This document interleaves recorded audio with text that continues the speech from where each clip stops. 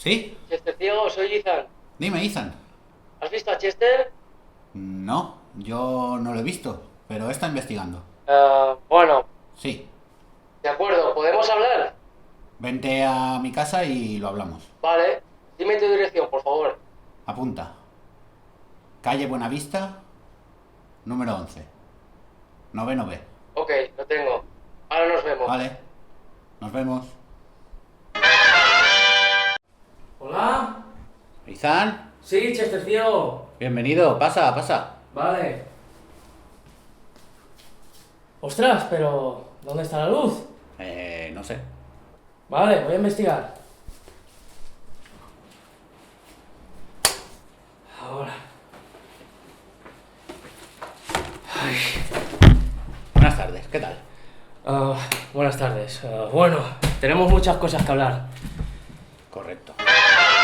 Entonces salió Chester Mamba y le pedí explicaciones, pero nada. Chester no apareció en Benetúser, lo he buscado por todas partes y yo de verdad que ya no sé qué hacer. Y encima el mentecato de Jin... Perdona, pero ¿qué es eso? ¿Qué? ¿Esto? El Chester Tortuga. No, perdona, eso no. Esto. Ah, son mis notas de la investigación. Es un papel que me encontré en la mesa de backstage. ¿Podría verlo, por favor? Sí. Espera un momento. ¿Qué es esto? Es un sobre. Ah, no sé. ¿Dónde te lo encontraste? ¿Te lo he dicho ya? En la mesa de backstage. De verdad. Yo lo cogí para apuntar. Está bien, vamos a abrirlo.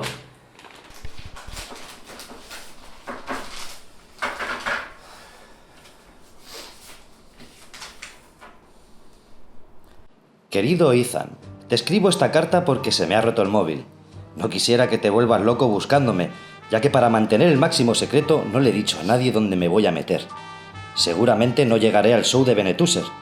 No te preocupes, que de ser así habrá recursos.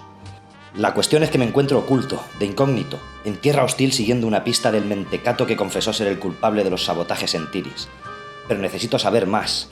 Tengo que llegar al fondo de su mente e intentar comprender su motivación para haber actuado así. No descansaré hasta hacer justicia. Postdata. Te envío también el rallador de queso que me pediste para que puedas hacerte en tu casa unas buenas pizzas. ¿Quién ha escrito esta gilipollez? No, pero